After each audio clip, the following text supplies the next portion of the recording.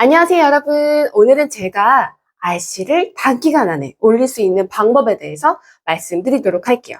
저번에 LC를 단기간에 올리는 방법, 여러분이 너무 많이 시청해 주셔서 정말 많은 사랑을 받았는데요. 이번에는 이 Reading Comprehension을 단기간에 어떻게 공략해야 되는지 말씀드리도록 하겠습니다. 다들 아시겠지만 RC 같은 경우는요, 파트 5, 파트 6, 파트 7으로 이루어져 있습니다. 제가 LC 단기 공략법을 말씀드리면서 LC가 RC보다는 조금 더 점수를 높이기 쉽다라고 말씀을 드렸어요. 사실입니다. LC 같은 경우는 귀가 많이 트이면 트일수록 점수가 올라가는 구조이기 때문에 쉽지만 RC는요, 그냥 양치기만 역시 한다고 실력이 절대 늘지 않아요. 특히 파트 5나 파트 6나 파트 7은 각각 어떤 식으로 공략해야 되는지가 전부 다르기 때문에 제가 오늘은요, 파트 5만 어떻게 해야 되는지 말씀드릴게요. 파트 5는 30문제로 이루어져 있고요. 조금 짧게 지문이 가기 때문에 그 안에 들어가는 것들이 문법일 수도 있고 단어일 수도 있다라는 얘기 많이 들어보셨을 것 같아요. 그래서 저는 일단 파트 5 같은 경우는 점수가 700점대 아래이신 분들은요. 문법 교재를 한 번은 돌리고 오시기를 바랍니다. 제가 말하는 그 문법 교재라고 하는 건요. 뭐 몇 항씩인지 이런 것들을 모르실 때를 말씀드리는 거고 관계 대명사가 무슨 말인지 모르겠다. 또는 전치사가 나는 뭔지 모르겠다. 투부정사는 뭐지? 동명사는 뭐지? 라고 하시는 분들을 말씀드리는 겁니다. 강의를 들으셔도 되고요. 아니면은 그냥 독학을 하셔도 되고요. 기본 문법책을 가지고 한 번은 공부를 하셔라. 자, 그 다음에 700점 이상이신 분들은요. 이제 어느 정도의 문법, 용어 같은 것들은 익숙하시고 기본적인 문법은 되어 있는 상태에서 제가 깜짝 놀랐던 게 처음에 RC를 보고 RC가 300점대가 나왔었어요. 저는 나름 영어 공부를 그래도 중고등학교 때 성실하게 했다고 생각했는데 토익이 좋아하는 문법이 따로 있더라고요. 그게 뭔지 아세요? 바로 첫 번째는 collocation, 두 번째는 전접부입니다. 자, 오늘 저는 그 두 가지를 말씀을 드릴 겁니다. 첫 번째 말하는 collocation은 무엇이냐? collocation은 연어예요.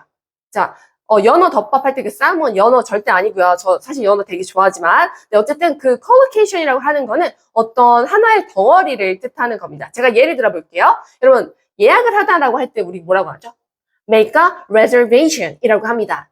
그래서 우리가 호텔 같은 데 예약할 때 Can I make a reservation? 이라고 하잖아요. 그런데 우리가 그 표현을 어떻게 하는 거예요? 우리가 그런 것들을 너무 많이 익혔고, 영어 여행 갈 때 필수 단어 이런 것들을 배웠기 때문에 이미 입에 탁 붙게 되는 거죠. 그런 것들을 콜로케이션이라고 합니다. 그런데 우리는 원어민이 아니기 때문에 그 콜로케이션 부분에서 너무너무 약해요. 우리나라 말로 예를 들어 드릴게요. 우리가 만약에 10시 10분이 됐어요. 그때 우리는 10시 10분이라고 당연히 얘기를 하고 이게 너무 당연하지만 외국인들 입장에서는 왜 10시 10분이야? 10시 10분이라고 하면 안 돼? 10시 10분이라고 하면 안 돼? 10시 10분이라고 하면 안 돼? 라고 하면 할 말이 없죠. 만약에 그렇게 물어보신다면 어떻게 답해 주실 건가요? 그냥 원래 그래가 정답이잖아요. 즉 얘네들이 콜로케이션으로 쓰는 것들은 원래 그래가 정답입니다. 그래서 이런 것들은 우리가 조금 더 익혀주실 필요가 있어요. 다시 말씀드립니다. 콜로케이션을 굉장히 많이 익혀주셔야 된다.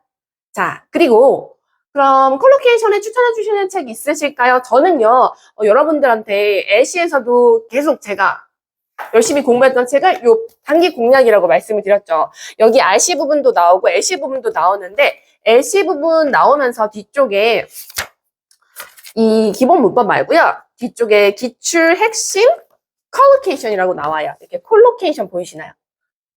보이시면 제가 하나만 예를 들어볼게요. 첫 번째 나오는 컬로케이션이 implement a change입니다. implement가 시작하다라는 뜻이고요. change라는 뜻은 변화라는 뜻이에요. 우리 두 개 단어 모르지 않죠. 근데 변화를 시행하다. 뭐 이런 얘기 있을 수 있잖아요. 우리 회사에서는 이번에 이런 변화를 시행할 겁니다. 블라블라 이렇게 나올 때 그럴 때는 start a change가 아니라 implement a change라고 한다고 합니다. 그냥 그런 거예요. 우리는 외울 수밖에 없는 겁니다. 한 개만 더 예를 들어 볼게요. 예방 조치를 취하다. 자, 예방 조치라는 게 precaution입니다. 근데 우리 예방 조치를 취하다라고 할 때 뭐 start a precaution 이런 거 아니고요. take a precaution이라고 합니다.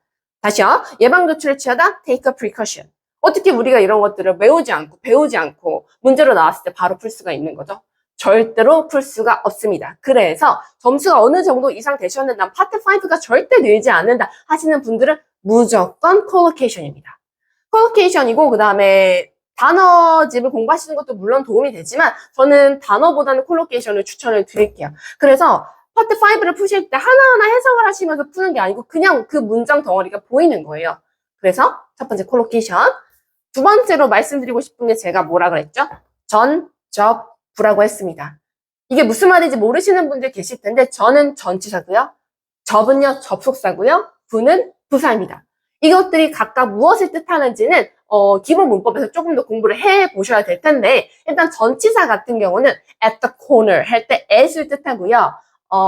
in the 할 때 in 이런 것들은 이제 어떻게 얘기해야 되죠? 명사 앞에 쓰이는 것들을 뜻하는 겁니다. 그 다음에 접속사 같은 경우는요. 문장과 문장을 이어주는 게 접속사예요.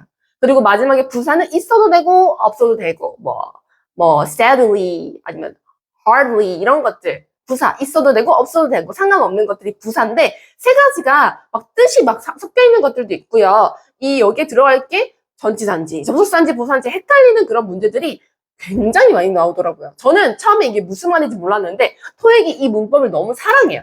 전접부를 구별해내는 문제를 너무 많이 내요. 그래서 이 부분이 힘드시겠지만 한 번쯤은 꼭 짚고 넘어가셔야 되는 겁니다. 에이 모르겠어 그냥 난 감으로 풀래 하시면요 절대로 토익 900점 넘을 수 없습니다. 특히 파트 5 같은 경우에서 아마 후두두두 깎이시게 될 거예요. 하나만 예를 들어 드릴게요. 여러분 since 혹시 아세요? since는요 전치사이기도 하고요 접속사이기도 하고요 부사이기도 합니다. 미쳐버리겠죠. 전 처음에 이거 듣고 정말 멘붕이었습니다. since? 나는 since라는 게 뭐뭐 이래로라는 뜻만 외우고 있었는데 라고 하시면 안 된다는 말씀이에요.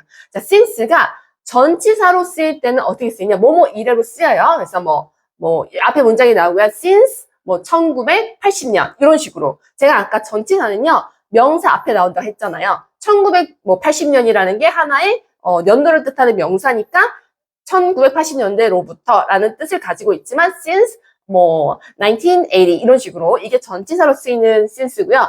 두 번째 접속사로 쓰이는 since일 땐 뜻이 두 가지입니다. 첫 번째 방금 전치사랑 같은 뜻인 뭐뭐 이래로 쓰일 수도 있고 두 번째로 뜻은요. 뭐뭐 때문에라고 쓰여요. 그럼 선생님 어떻게 구분해요? 자, 이걸 구분하는 방법은 잠깐 일단 부사까지 말씀드릴게요. since가 부사로 쓰이면 또 뭔지 아세요? 뭐뭐 이래로입니다. 다 똑같아요. 자, 그러면 전치사일 때, 부사일 때, 접속사일 때 어떻게 구분을 하냐? 접속사는요. 문장과 문장을 이어준다 그랬죠. 그래서 문장이 있다는 거는 동사가 있다는 뜻이에요. 다시요. 문장이 있다는 거는 동사가 있다는 거고 동사의 개수가 만약에 긴 하나의 지문에서 동사가 만약에 2개예요. 그러면 동사 빼기 1이 접속사의 개수입니다. 다시요. 동사 개수 빼기 1은 무엇이다? 접속사의 개수이다. 그래서 문장이 블라블라블라 나오는데 문장에 동사가 2개 있었어요. 그런데 가운데에 들어갈 단어는 무엇인가를 했었는데 아무리 찾아봐도 접속사가 보이지 않아요. 그러면 그 가운데에는 접속사가 들어가는 겁니다. 왜? 2 빼기 1은 1이죠. 그럼 접속사는 1개가 반드시 있어야 된다는 거예요. 그런데 이런 경우도 있어요. 문장이 막 3개씩 나와요. 그러면 동사가 3개겠죠. 3 빼기 1은 얼마예요? 2죠. 그럼 접속사는 2개가 나와야 됩니다. 그래서 그 빈칸에 뚫어져 있는 자리가 전치사 자리인지 접속사 자리인지 파악하는 것도 중요하고 이 단어가 전치사인지 접속사인지 부사인지 파악하는 것도 너무너무 중요합니다. 그래서 이 부분은 제가 나중에 전접부로 다시 한번 여러분께 영상을 찍어서 보여드리도록 할게요. 자, 이렇게 오늘은 파트 5를 어떻게 공략해야 되는지에 대해서 말씀을 드렸습니다. 일단은 기본 문법이 내가 되어 있지 않다. 그러면 기본 문법 책으로 공부를 하시고 토익이 좋아하는 문법 2가지는 무엇이다? 첫 번째는 collocation, 연어다. 두 번째는 무엇이다? 전접부, 즉 전치사, 접속사, 부사가 어떨 때 어떻게 쓰이고 각각의 단어가 어떻게 구별이 되고 접속사 자리는 어떻게 구별할 수 있다?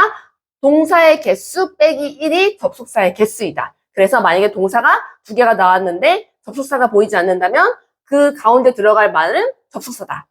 이런 식으로 캐치를 해내셔야 합니다.